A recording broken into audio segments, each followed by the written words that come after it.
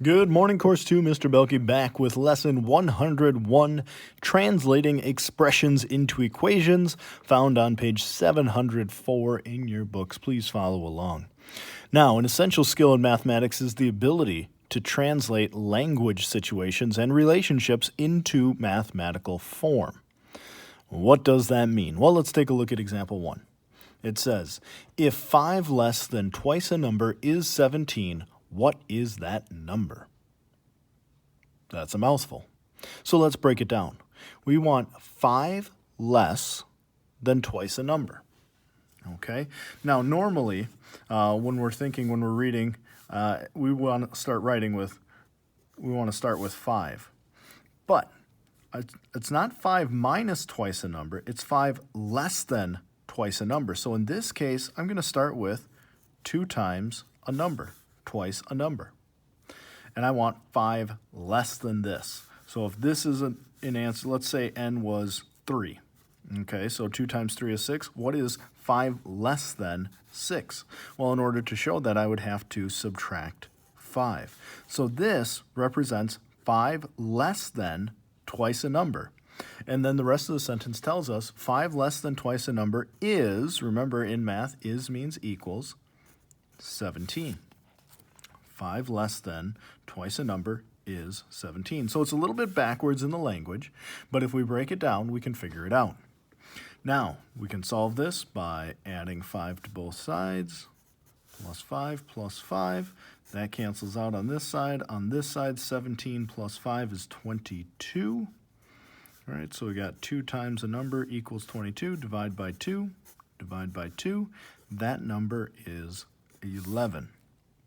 Okay, 5 less than 2 times 11 is 17. We can check that out, and that is correct.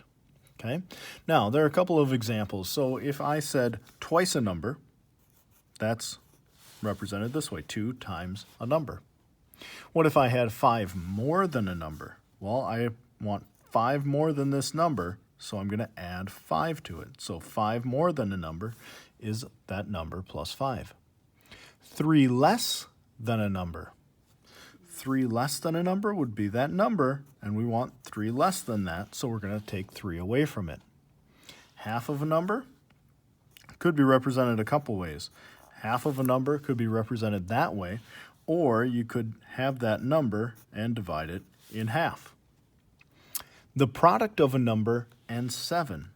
When we're talking product, we're talking multiply, so that would be 7 times a number. The product of a number and 7. Or you could write it a number of ways, 7 times n, but we're going to try and refrain from using that multiplication sign so that it's not confused with x. Okay? 17 is 5 more than twice a number. Okay, so let's look at that. 17 is 5 more than twice a number. So we got twice a number and we want 5 more than that, so we would add 5 to it. Okay, this is a little bit different than the problem we had over here. In this case, we'd subtract 5,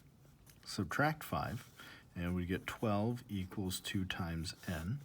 Divide by 2, and we get 6 equals n, or n equals 6. Okay, let's take a look at example 2. A taxi company charges $1.50 plus $3 per mile metered at tenths of a mile. Write an equation that relates the total fare, F, in dollars, to the number of miles, M, of a taxi ride.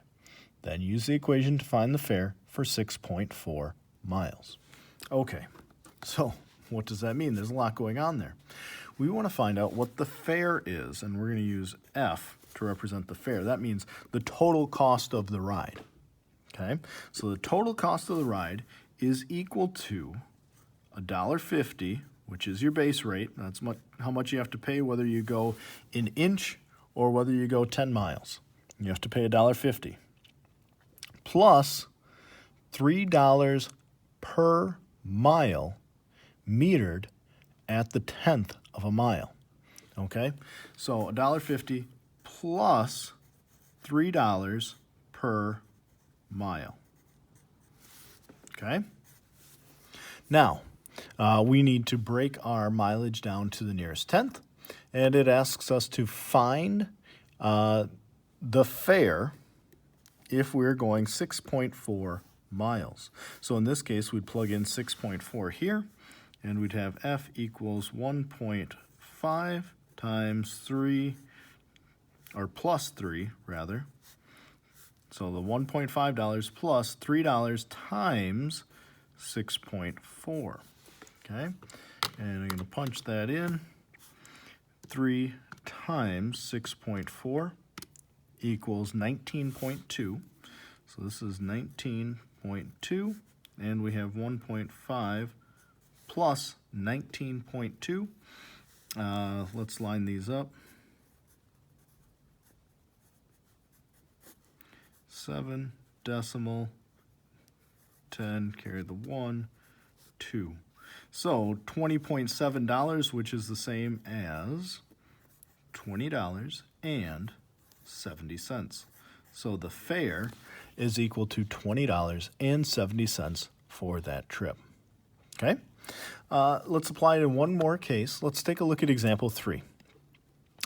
The angles marked x and 2x in this figure are supplementary. Supplementary means they add up to 180 degrees. What is the measure of the larger angle?